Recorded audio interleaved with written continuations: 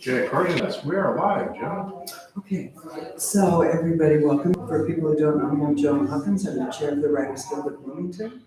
And this is our ongoing First Wednesday Spoken Word series. And tonight we're really pleased to have Jason RYBERG and Mackenzie Thorn here from RYBERG to come read for us from St. Louis. And from, where are you from? And from Kansas City. And our musical event of the evening, we are indebted to the late great John Coltrane and the Toujours Vivant class for our musical entertainment. So I have a bunch of announcements to make, and we're going to flip things tonight. So usually we do featured readers first, and then we do open mic, but because our folks are coming in hot, we're going to do open mic first and give them a chance to kind of settle. So, the Spoken Word series was sponsored in part by the Indiana Arts Commission, the Bloomington Arts Commission, and the Bloomington Urban Enterprise Association. The Writers Guild of Bloomington wishes to acknowledge and honor the indigenous communities native to this region and recognize that Indiana University and the city of Bloomington were built on indigenous homelands and resources. We recognize the Miami, Delaware, this word that's always hard to pronounce, Potawatomi and Shawnee people as past, present, and future caretakers of this land. We have a lot of events coming up. So Friday night in this space, as part of both the Indiana Writers Conference and the Grand Falloon Festival, Alexander Weinstein will be reading, and there will also be a screening of the film After Yang, and that will be starting at 7 p.m. here, and it will be free. Saturday night, there's a very special event called Songs from Caged Bird. And it is, the doors at 6, the performance will be at 7. It is, I know that it's written, spoken word, and I'm not sure what all else, but the artwork that you see on the walls is a part and parcel of the show. This will be writings by people who are on death row. Okay, so those are the biggest things upcoming. Third Sunday Write is an ongoing virtual space to find writing prompts in the company of other writers. If you are interested in joining the private Facebook page to respond to prompts that are posted monthly, you can contact Shauna Ritter at shauna747@gmail.com. And everything that I'm telling you can also be found at our website, which is writersguildbloomington.com. Last Sunday poetry reading will be Sunday, June 25th at 3 over at Morganstern's. It'll be featuring C.S. Matthews from Evansville and Rachel and Flannelly from Indy. There'll be an open mic following that. That's 3 to 4:30. And then we have some special events coming up at the end of the month. So on Marjorie Van Hulteren from France, Brian Price from the good old USA, and our own Tony Brewer will be presenting a show from the Electroacoustical Poetical Society. And there will be a performance of spoken word, digital stuff, and I think there are going to be visual images as well. That'll be June 27th, 7 p.m. here. And these are all free. And there will also be a workshop with Marjorie Van Hulteren on June 28th, 2023 from 1 to 4 p.m. at the IU Library's Moving Image Archive, which is on campus of the Wells Library. It's the Wells Library screening room down on the bottom floor of Wells. And I'll be putting more information about that in the newsletter. Okay, and again, all this information is available on our website or by liking and following us on Twitter, IG, or Facebook, or sign up for our newsletter by using our website, writersguildbloomington.com. Next month, for First Wednesday, we will have Bloomington poet Terry Sloan and John Vickers will be doing visual collage. And we'll also have indie writer and audio producer Brian Price with music by Jason Fickle. Okay, so as I said, we're going to reverse things a bit tonight and start with open mic.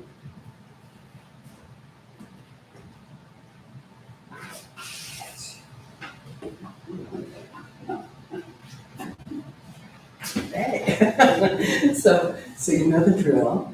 I'll introduce the first person, and then that person will introduce the second person, and so on. And if there is anybody here who would like to read for open mic, who didn't sign up, there's still plenty of space. So our first reader tonight is Harmony Yoshida.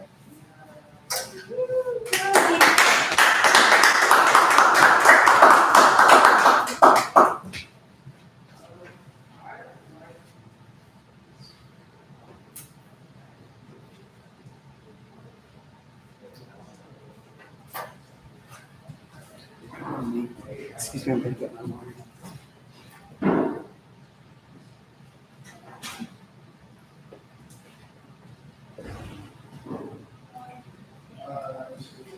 All right, I am going to read two poems from my first reader's chapbook.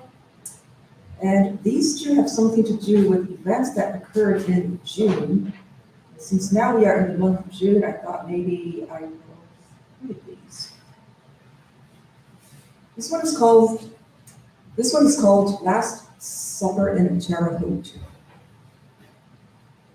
The sky was a leaden slab oppressing the horizontal land beneath it.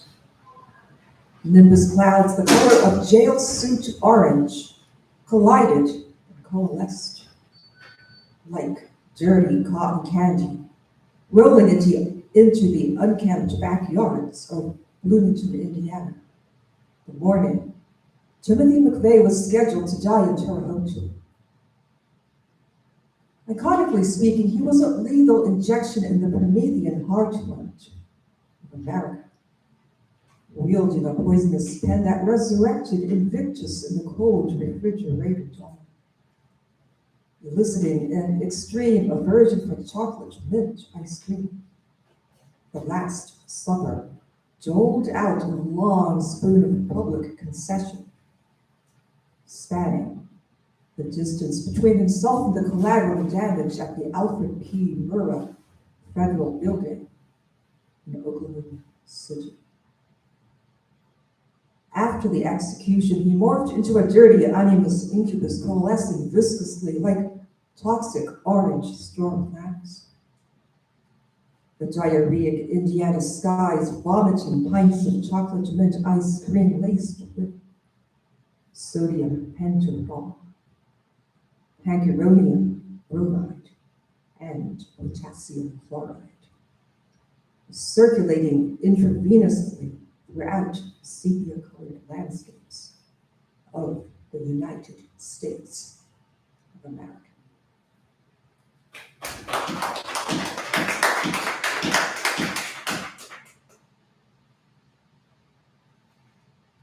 And the second poem, okay, so the first poem was about an incident that took place on June the 11th of 2001. This one took place on June the 2nd or June the 3rd of, I forgot what year that was, but that was a while ago. I think it was about maybe 10, 11 years ago. It's called Rooster Child. She flung away her shoes like outgrown feet. She no longer needed to stay grounded in her dissolving reality. The artificial beach at Kilroy's Sports being the shallow quicksand, desert of our collective thirst, into which she disappeared beyond the fluorescent flicker of buzzing cell phone screens. Lauren's spear remains, the pretty blonde poster child for the missing white woman syndrome. The collective Bloomington memory emerging from tubs of hydrogen peroxide and DNA processing labs. Cautionary tale, upended and unending, eluded disclosure. She is the odd little puzzle piece drifting toward the accepted void. Grainy pearls spat out from the mouths of grimacing oysters, morphing into grinning swine. The cheese that stands alone on unshod feet.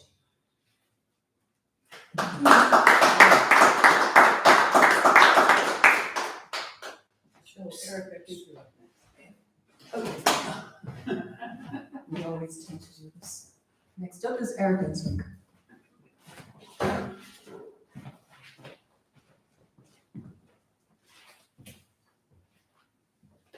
Hi there. I'm going to read two also. In this, hang on just a second.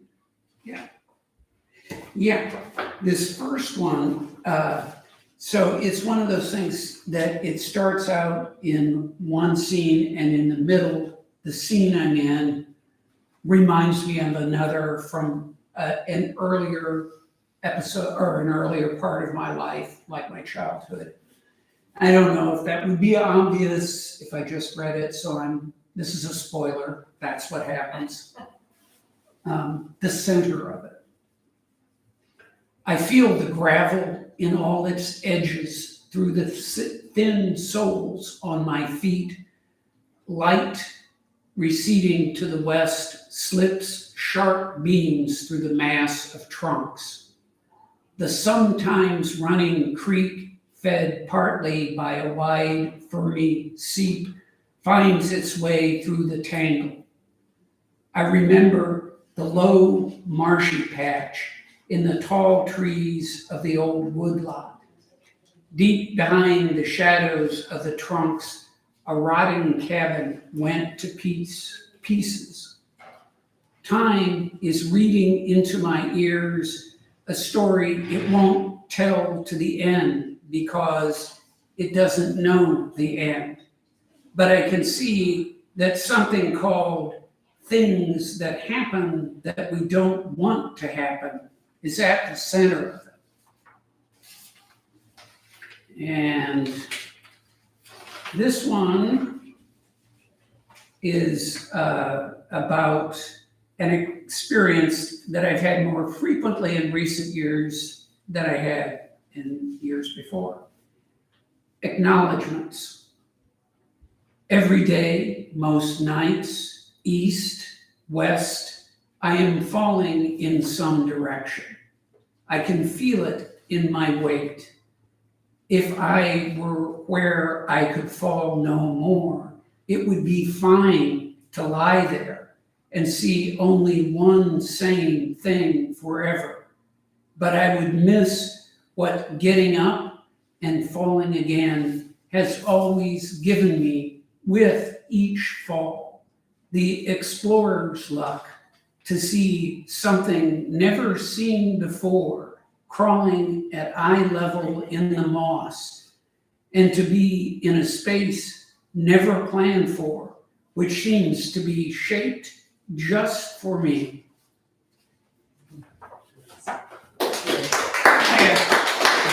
All right, and Joan Hawkins is our next reader. No, I didn't read.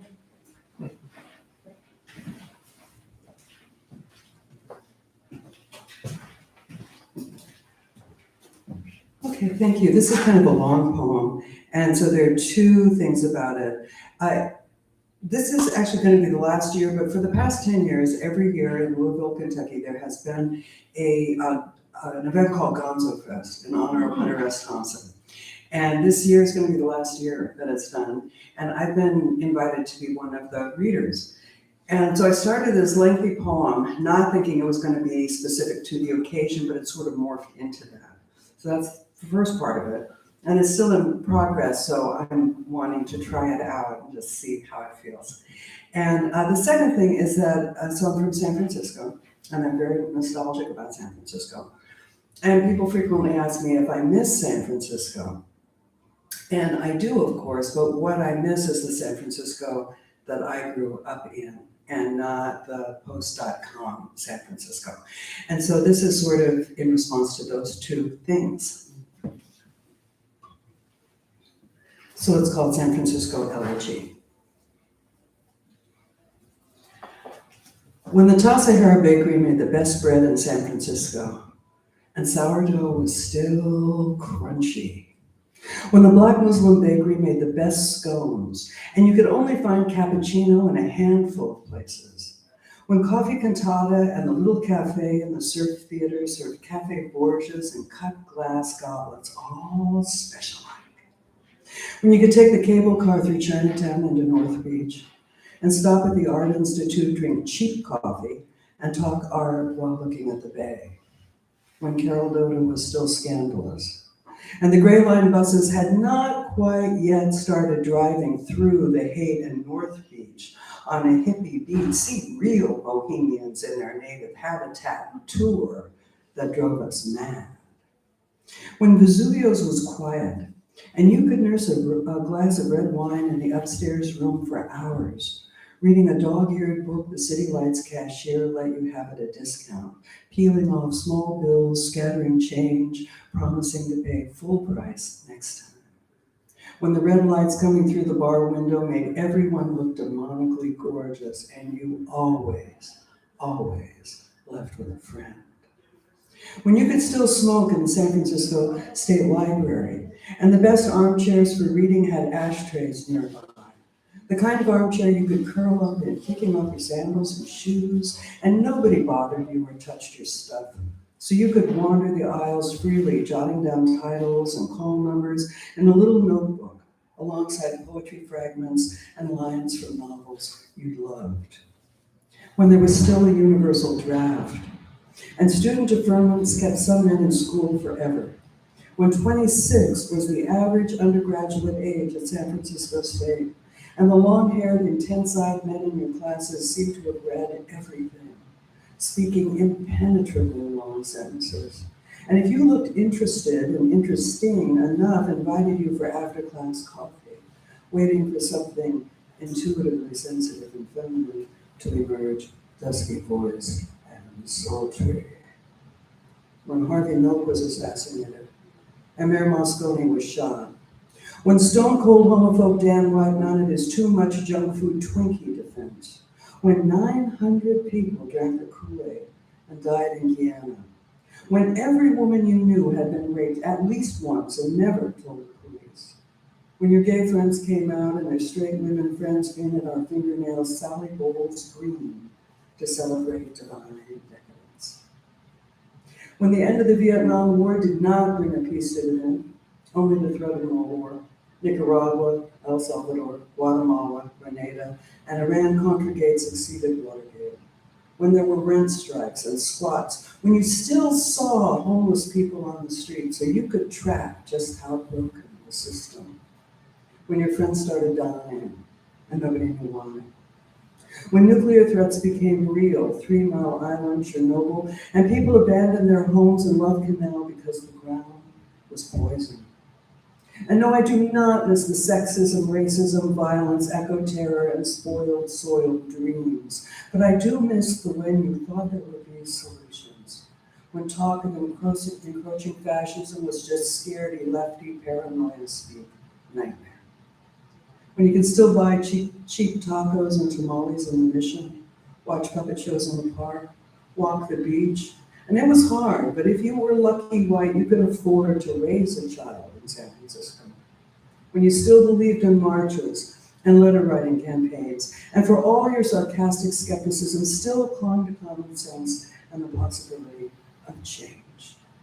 When satanic priest Anton LaVey still said witchy masses in the Black House, and Bobby Beausoleil lived with Kenneth Anger.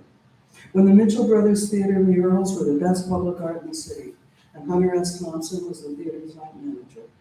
When there was not a Starbucks on every downtown corner, and the dot-com bonanza that ruined the city was just a gleam in some punch-drunk capitalist eye. That's the San Francisco I miss. Excuse me.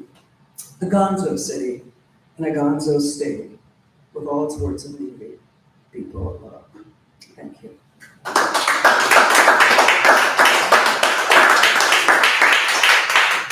So we're going to take just a brief break. Kyle, maybe you would play some trumpet for us, get some more food, get some more drink, and then we'll come back and have our featured poets. Thank you.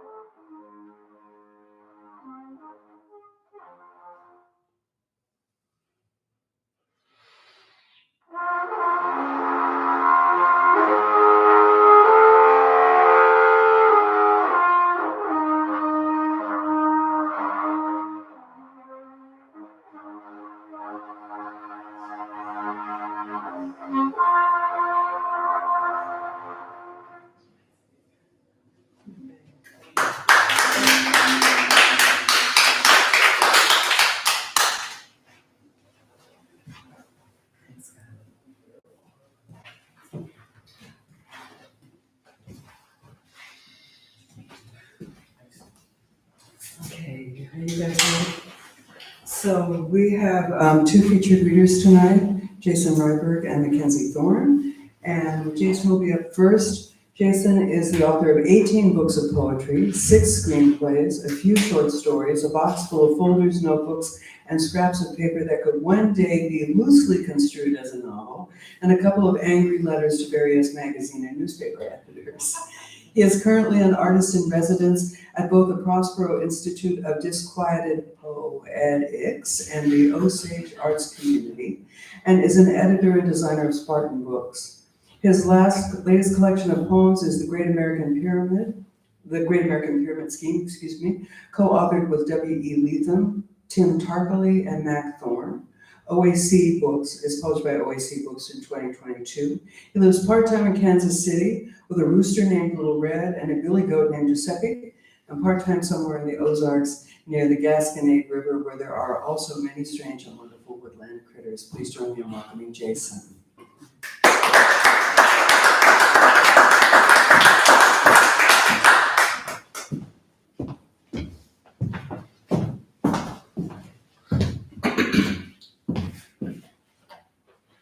You guys are having us out here. It's been about 10 years, I think, since I've been in Indiana. Jason, do you want to move a chair for your wine so you can have it available? What's that? Do you want to move a chair over for your wine so you can have it available? I'll just do it here so my lunge is more dramatic. Those things make wonderful prompts. Prompts. Oh, I believe the boxcar is still around. Yeah. No, sadly. The building's there, but it's gone. It's gone. And who was still at the faculty? Did 1-800 hot ribs. What was her name? I'm terrible. Anyway, I've always enjoyed this town. I've driven in and out of it over many times when I drove a truck professionally, but to my knowledge, the last time I read some here was about 10 years. So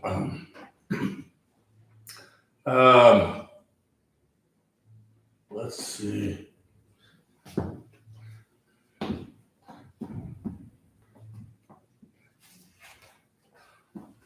Bigger than life. Here we are, brothers and sisters. Little lost lambs at play in the Elysian fields of corn, slated to be transformed into a tarmac parking lot and uber mega mall for the Lord. Yes, here we are beneath a vast, expansive canopy of big American sky. Beneath crisscrossing contrails and copters and ever-multiplying spy satellites. And here at the clogged and burning heart of doubled-up clusters of knotted 6-lane highway that twist and trail and snake away off into meaningless, meandering sentences scrawled into a faceless landscape, a bounty of boundless suburban sprawl, where these days it's all strip malls, corporate franchises, and blackly bubbling asphalt, strip searched and mined of every grain, tidbit, and least divisible unit of soul. Where now with frenzied slicing, intercising intersections, terraces, courts, cul-de-sacs, and roundabouts and all, we are suddenly hobbled to a crawl on our less and less than merry way to yet another suburban subdivision of Nowheresville, USA. But then suddenly, out of this strangely beautiful non-place, none of us could have ever expected that some higher power surely must have contracted specifically for our limitless enjoyment and use. Somewhere along good old US 82, a solitary hawk perched on a buckshot-riddled speed limit sign. A cross made of flowers and ribbons by the side of the road. R.I.P. Betty Mae Stokes, who we missed and loved always. And there, quickly approaching on our right, just this side of the last place of rest for the rest of our lives, the pouty, petulant lips of a trailer park princess, gone porn star queen, beaming down almost beatifically from a roadside billboard, bigger than life, promising us for the right price anyway, the heart and soul and credit card number of America.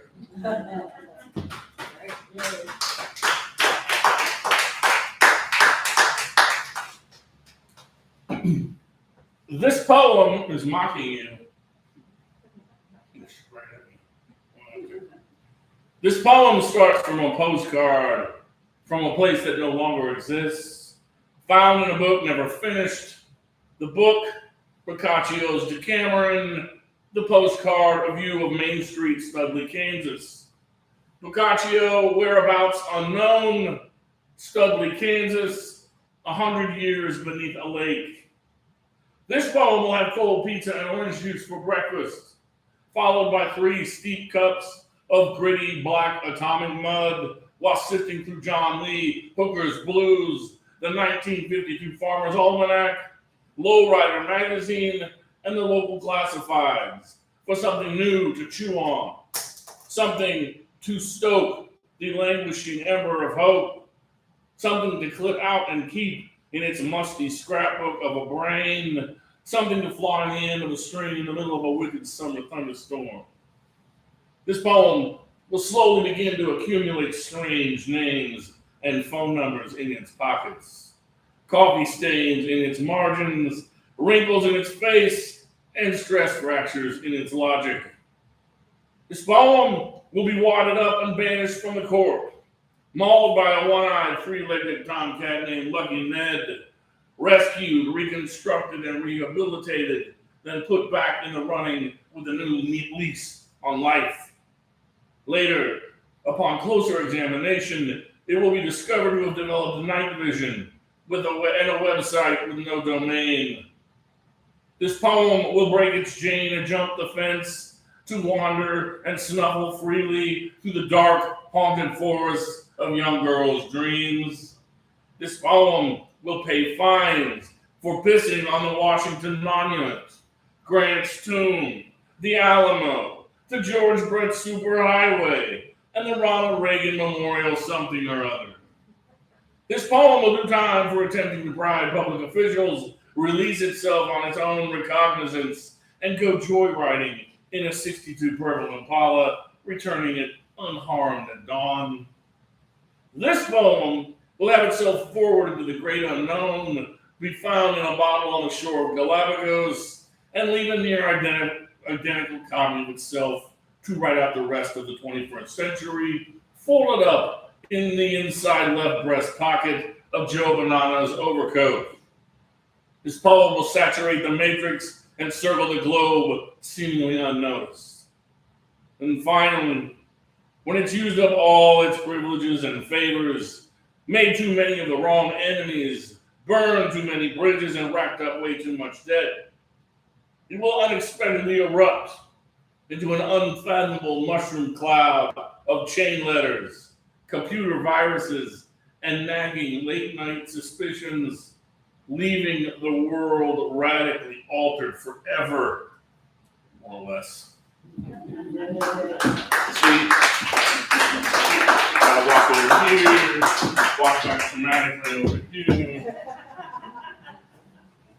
which I didn't work at all, which means I'm really tired. So we're gonna put that right there. I hope it doesn't get kicked. Use a motion.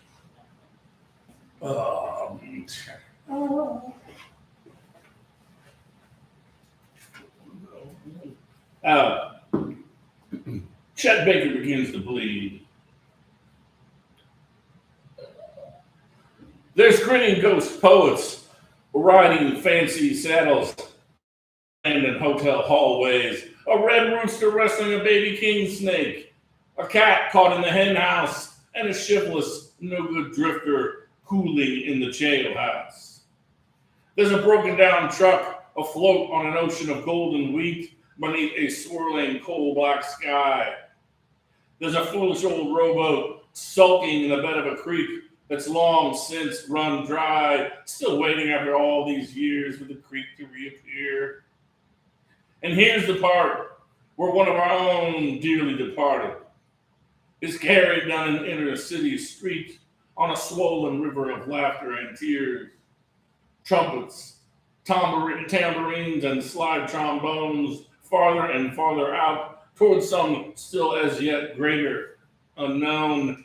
And what about that mad Rasputin character down in his subterranean lair? Sculpting zodiac animals from spirits of fire and air, and way up there just above the city skyline goes the man with all the answers, wafting away to some faraway land, most likely on a Deus Ex Mechanica made of wanderlust, baling wire, and gull's wings, leaving us a world of mysteries that may very well remain unanswered forevermore. Forevermore. Forevermore. But then, before anyone can catch their breath even, comes the big budget whammo climactic scene where the stadium floor of the world's latest collective dream of whatever's passing these days for peace, love, and understanding suddenly blows out and drops from beneath it all. And we tumble and fall, tumble and fall, tumble and fall like starfish, like rag dolls, like satellites spiraling drunkenly out of their orbits, off into the sleepy, awakening yawn of a shimmering nebula, the stellar semblance of a giant rose, a million years wide and the color of peach ice cream. Somewhere, a payphone by the side of a desert highway begins to ring. Somewhere, a tattoo of Chet Baker begins to bleed.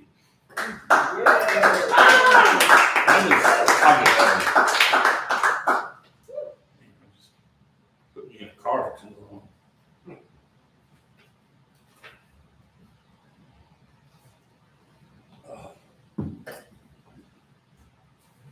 Okay, at some point in the middle of this poem, I become a less likable person. So it's not me. It's called Trouble and Desire. As it so happens, I'm tired of thinking about things. Tired of mulling things over into a flavorless conceptual paste. Tired of thinking things through to their logical but otherwise less than satisfying conclusions. I've decided from now on to live my life in the blind spot of my own mind's eye. A compact car to a tanker hauling liquid fertilizer at 90 plus miles an hour. I want to bungee from bridges spanning unfathomable depths of human depravity. Parachute from planes in search of some zen-like nothingness that comes only from risking everything on seemingly nothing. I want to conquer women with a highly potent yet imperceptible synthesis of sleight of hand, subtle hypnosis, and positive negative reinforcement of their already own masochistic tendencies towards low self-esteem. I want to be mysterious, but not too threatening. I want to be charming, yet charmingly aloof. I want to be coolly urbane, yet gut-bustingly hilarious. I want to be dangerous, but sincere. I want to be sincerely dangerous. I want to be dangerous because I'm sincere. I want to be a former member of an elite covert team of something or other. I want to live a life on the run, hitchhike from mental state to mental state, from town to no-name town, always just one step and one alias ahead of the same mysterious yet oddly familiar stranger. I want to find the man behind the man behind the man. I want to avenge the death of my master. I want to reel myself in through the winding wonderland maze of a world on a string I left for myself countless past lives ago. And when the great cosmic 18-wheeler of eternity finally comes for me out on that lonely, moonlit, two-lane highway of time? Will I be the lordly bull moose of 1,000 campfire stories, suddenly appearing in the headlights, refusing to give ground, or a mere moth of a thought caught in its gnarled grill for some higher power type character to power wash off later without a second's thought? Oh, jeez, that did nothing. That was truly Strums dropping the well. I'm sorry, I'm going to try to find something. No, my fault. My fault. What it is, oh, that's what I'm talking about. What is this? I'm going to say it again. No, we can do it. No, I'm so sorry. That's not going to happen. You know what? This is, I think, proof that we can still squeeze the occasional, just another guy drinking by himself in a bar poem out. They're not completely dead. Guy, gal, whatever. Until further notice, seems like nothing productive ever gets done on days like today, not without a costly uphill battle anyway. Here in this any ugly cowtown, USA, mid-July, no wind and 97 plus degrees in the shade, and God's murder red eye cocked and burning at us in such a way as to suggest he's been having second thoughts about the human race, if not all of creation. Meanwhile, cars continue to zoom their fleshy, semi-sentient contents from one climate-controlled environment to another. Buses barrel and bounce along on fluffy clouds of diesel fumes. And pedestrians do the heat-stroke zombie shuffle up and down the street, hoping to find that one retail purchase that puts it all into perspective. In other words, nothing much is happening, at least not in the immediate vicinity of yours truly. Certainly no sexual or romantic intrigue to speak of, no unforeseen meeting of great minds, no major contributions to or advancements of the arts and or sciences on our part. Those of us who somehow manage to find ourselves and each other in this mercifully cool, night dark bar in the middle of the afternoon, probably safe to assume, so we might as well get used to it. Until further notice, there will most likely be no retying knots that should have been left untouched, no putting the fallen baby bird of our lives back in its nest. Jeez, you guys are hard.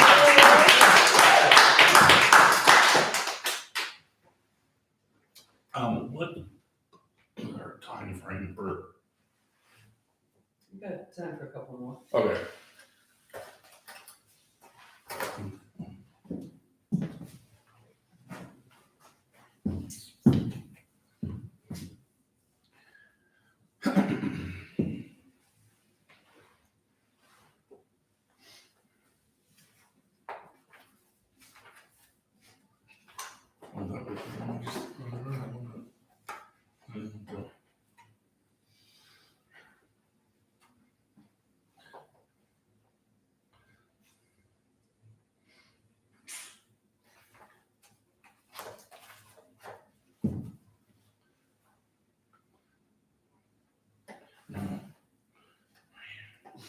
So, all right. So, acceptable.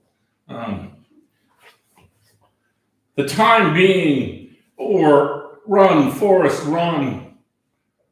The hill has been taken for the time being, the flag reclaimed, and the firstborn bastard child of every household has finally returned from his or her aimless wanderings and night errantries abroad, demanding parental validation and their compounded allowance.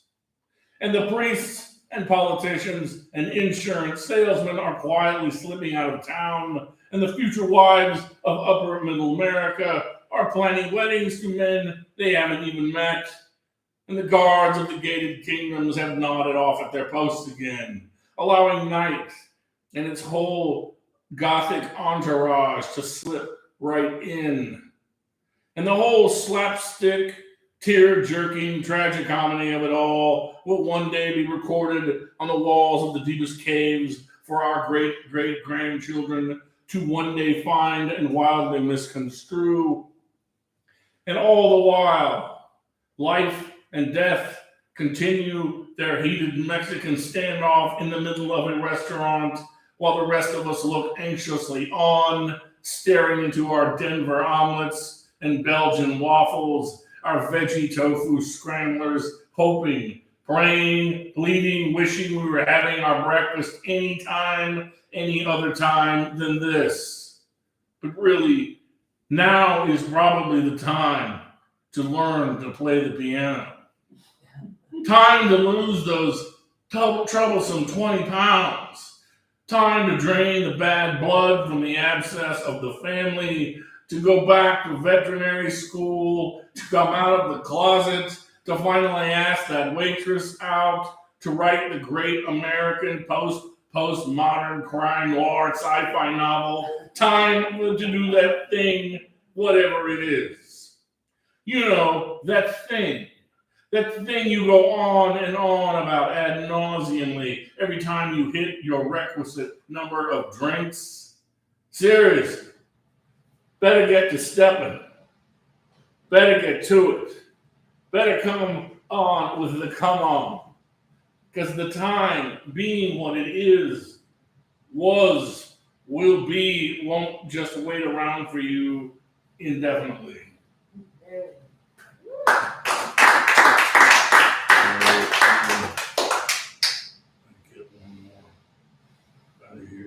Thank you guys. Again, my name is Jason RYBERG. All right. Call me prepared.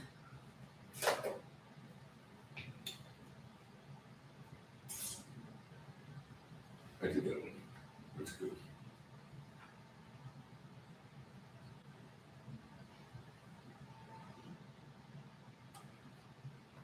It's called Son of It. Sometimes it comes to us early in the morning, just before the boss man turns on the big light. We're in the middle of the saddest, most haunted part of night. Some kind of slavering black behemoth, from what little we can see, all teeth, tusks, and talons, sniffle and snarl and primal predatory aura. A lonesome and sorrowful thing that looks to be part wombat, swamp gator, and slithering bottom dweller. Mandrill, bloodhound, wild boar, and raging woolly mammoth, as well as something distinctly other. Sometimes it batters at the gates of my brain with its great paws and its battering ram of a skull, like the giant fist of an angry underworld god, shaking the walls of this remote little city-state of mine. Sometimes it just rubs its back up against the great tree trunk of my spine, thrumming and thrumming with what surely must be the funky frequency of warm, fuzzy love, or at the very least the manic need to satisfy some maddening metaphysical itch, his or mine, I'm never sure. And sometimes it's content to merely loiter and look on, inquisitively, studying our most insignificant routines from just inside the tree line, just beyond the reach of our guard lights. Nothing but your classic dark silhouette with glowing set of eyes. But of course, it can never really charge out of that dark forest of the wild night world of the soul, and by some freak cosmic occurrence and of a just and loving God blinking or even looking the other way, make its way into our safe little climate-controlled environment. Could it? Thank you, guys.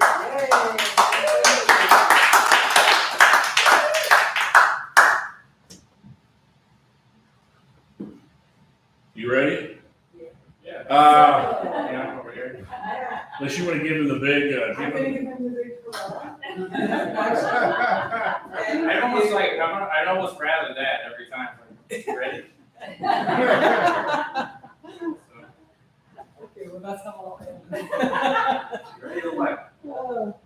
So Mack Thorn is a poet and artist from St. Louis, Missouri.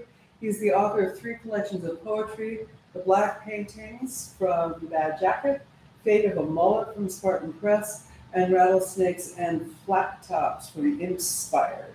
He has also been featured in anthologies and other collections such as Strange Tales from Cherokee Street, and that's Spartan Press, and The Great American Pyramid Scheme, OAC Books.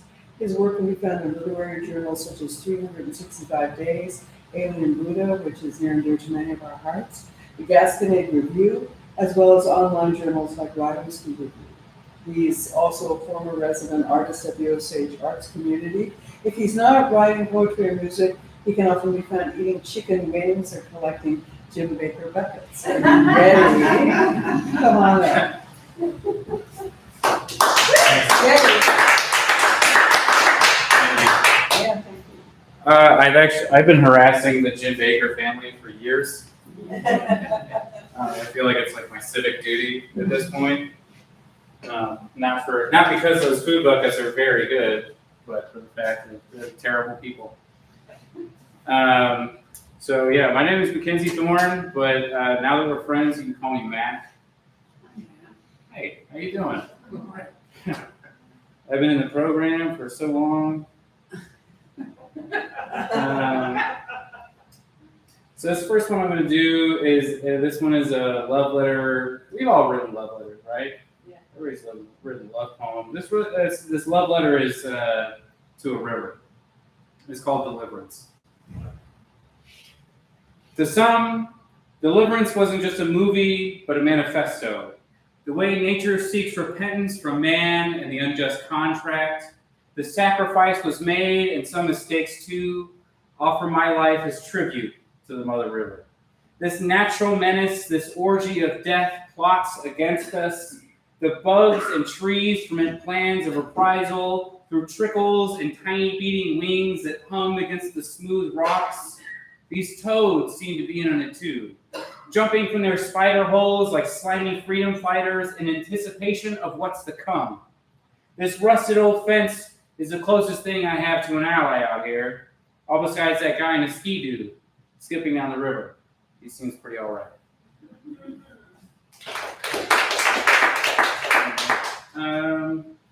This one is called Dusk in a Sundown Town. It's a lot nicer than the name implies, but it was written in historically a sundown town. It gets dark so fast now. The bats don't feel the need to flicker against the dusk.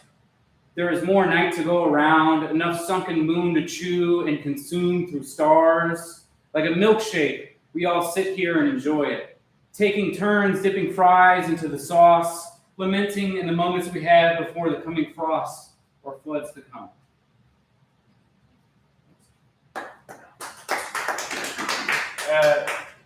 This next one is this is called Court by the Gallon.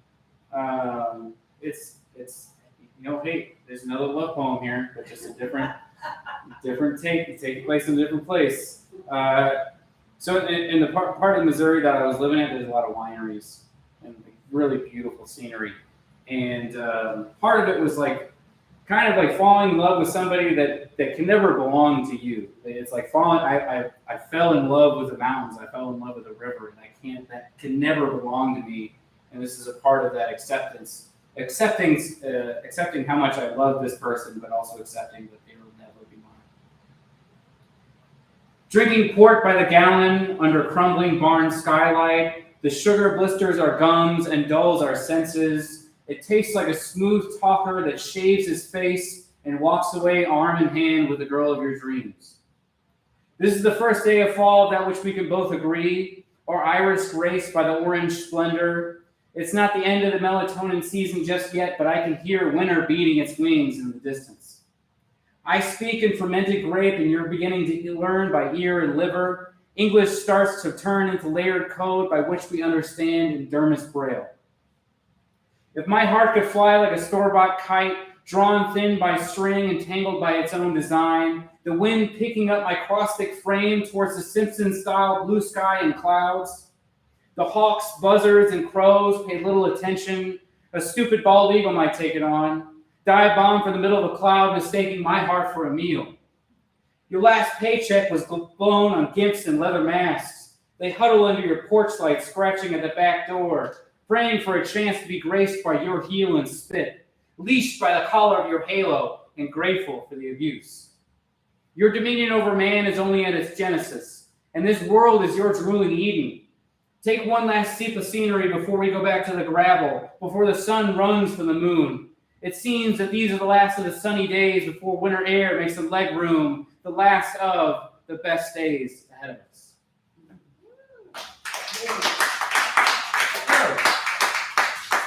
Bookmarks.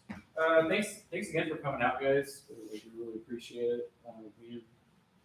We're simple Missouri folk, and we're just happy to be here. I was gonna take so this next one I'm going to do, I think it's Great American Pyramid Scheme.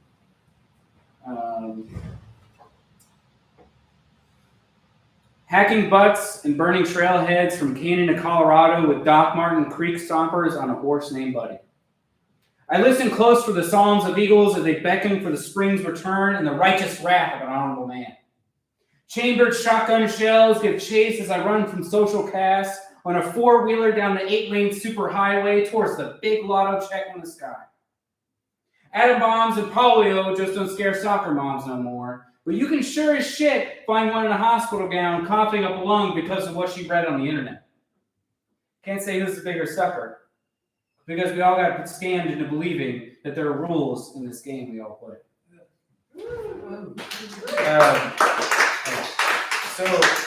I read that in the Lake of the Ozarks, and they were really going with a lot of my Huckleberry Finn kind of shit, like rivers and mountains, all that stuff like that. And I read that, and they're just they backed up. They're like, no, that's not what we're into here. And I'm like, okay. I haven't read this poem in a while, and I wanted to read it because I actually experienced this with Jason. It's called Channel Bell.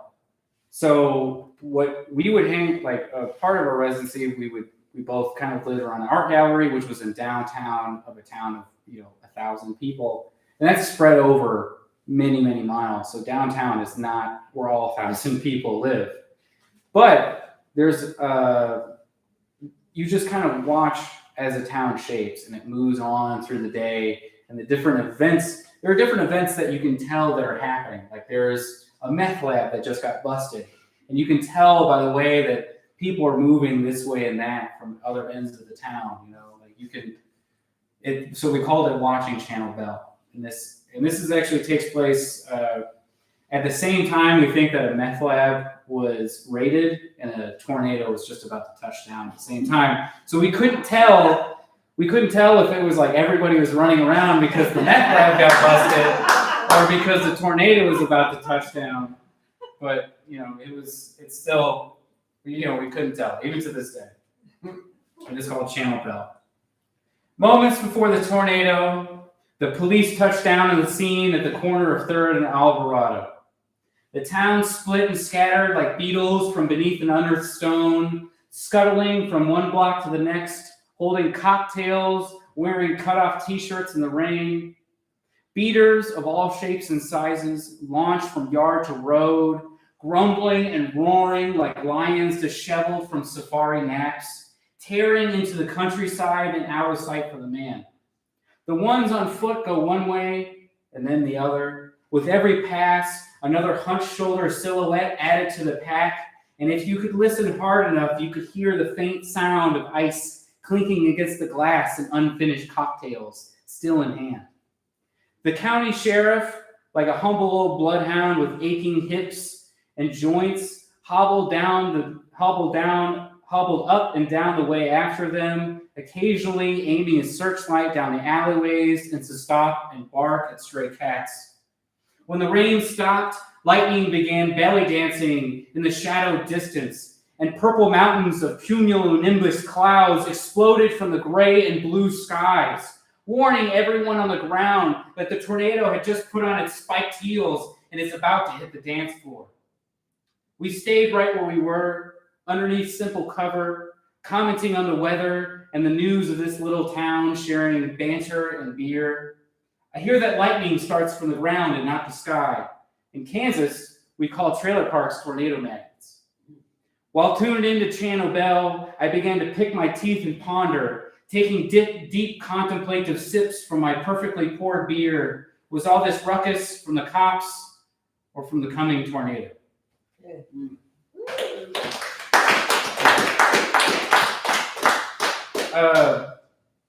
I remember like one guy in particular who kept going back and forth across the intersection, cut off t-shirt, and I could kind of hear like the ice like clinking to his drink. Like he's like, this place got raided, but I'm not fucking pouring out this cocktail.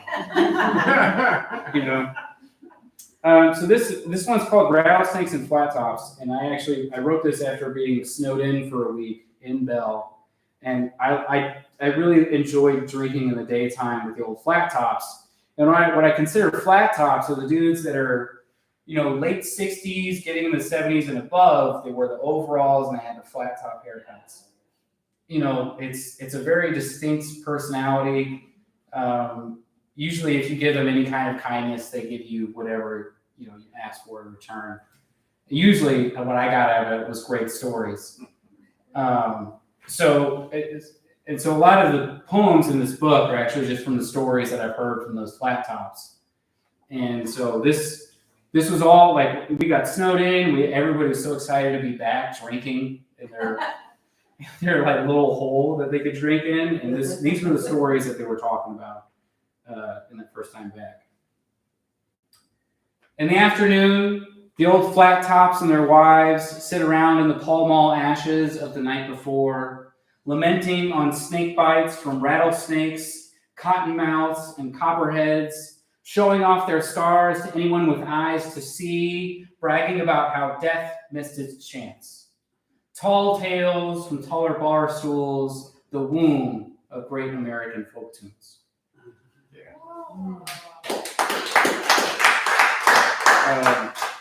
I could literally be a barfly in that place for so often and just hear some of the best things. So this one is called Paris is Burning. If anyone's familiar with a traditional New York ballroom dancing in Vogue, it originated out of New York, and there was a really famous documentary called Paris is Burning that was about it. And I was watching it at the same time, I was rewatching it at the same time as the initial invasion of Ukraine.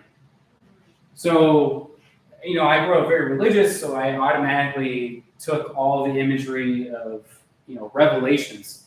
And what if I just replace all the seraphim and archangels and I make them drag queens? So, to put it all together, you'll see it as it comes about. So this one's called Paris is Burning. Paris is burning, and amidst the cinder and smoke and runaway mascara, a rider is seen approaching from the east. Upon a pale horse in platform stilettos, with garments soaked in crimson, as though they had trodden the wine press alone, to deliver draft notice letters sealed with ruby red lipstick. Air raid choirs harmonize lullabies inside underground railway fallout shelters to sing the junkyard fires back to sleep. Soldiers and partisan drag parade down Main Street with pockets full of sunflower seeds. From the corpses grow the strawberry fields of future radioactive flowers. Protest songs from the mouth of babes are sung to the dynamic rhythms of full auto Kalashnikovs and drone strikes. An angel appears in front of the nuclear mausoleum in broadcast TV, leaking clear fluid from its ears, covered in 1,000 black eyes and 100 broken wings, to say unto the meek, do not be afraid. As the sun drifts into the western sky and the helicopters claim the night, press your face to the shaking earth and you can hear the forgotten cry out, Jolene, Jolene, Jolene.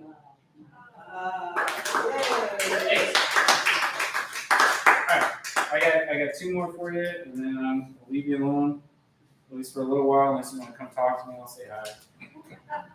Oh, that's too scary. People here are familiar with the state of North Carolina, right? Yes. You're familiar with that state? Is anybody? I'll take an even deeper shot. Is anybody familiar with Bat Cave, North Carolina?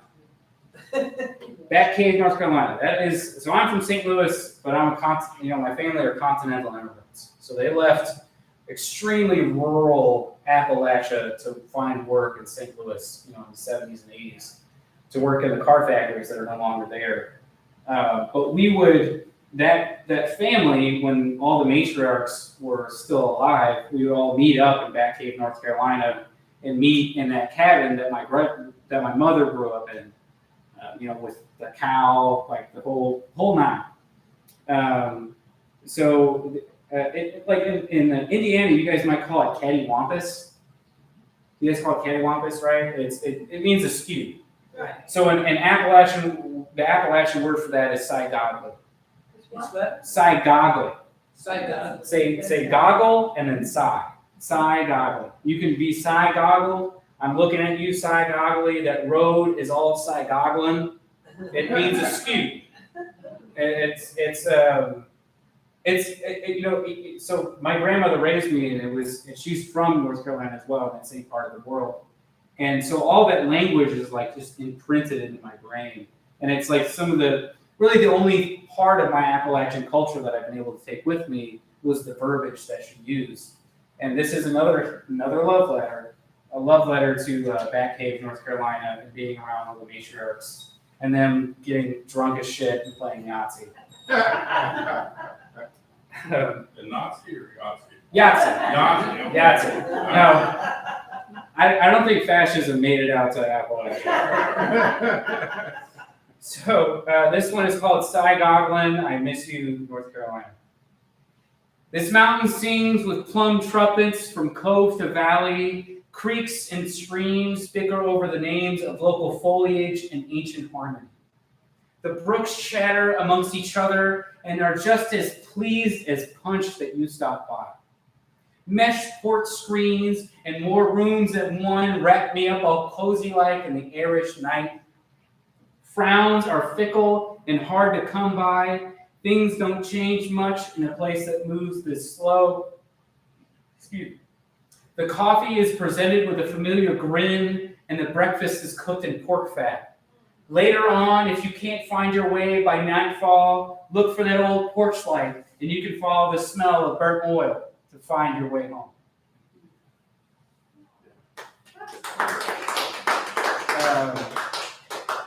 And it's like, I think if anybody has like lived or grown up in any kind of rural area, it's just, the language is just different. It's really, a lot of it's the same experience, but it's very similar. So this last one I'm going to do, I actually forgot what I called this one, so I'm just going to read it. Lightning bugs spread out across the field like bouncing napalm dreams. Quiet gray mornings, all but whirring window units, singing lonesome cowboy song.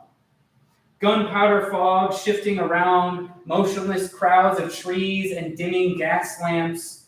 Just beneath the curtain of morning's victory, pigeons jaunt around my feet and peck at rocks and broken glass from off the ground. I shake my head. Such a shame. What a terrible waste of wings. Thanks again for coming out, guys. Appreciate it.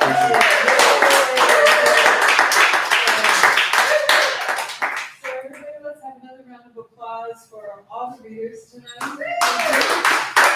And for Kyle, who came in with us, came in the house and played all the conference, and luckily he had his trumpet in his back pocket. Great for Dallas. So again, next month we have poet Terry Sloan with visuals by John Vickers. We have indie writer and audio producer Brian Price, and there'll be music by Jason Fickle. The bartender is still out there, so please, we have lots of food left over. Get some more snacks, mingle, talk to the writers, and don't mind us as we kind of start claps and cheers. So have a good evening, y'all. Thanks for coming. Here's that.